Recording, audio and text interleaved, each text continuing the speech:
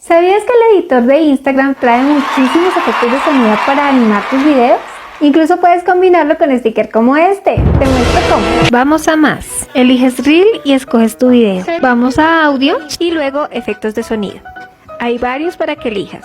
Para elegirlo solo tienes que dar tap sobre cada uno y listo, quedan activados. Cuando termines de agregarlos, vamos a listo. Ahora vamos a sticker y eliges los stickers que se relacionen con tu video y con el sonido que acabas de elegir. Los acomodas y listo. Combinarlo con stickers como este. ¿Te gustó este tip? Sígueme para más contenido como este y guárdalo para que no se te olvide.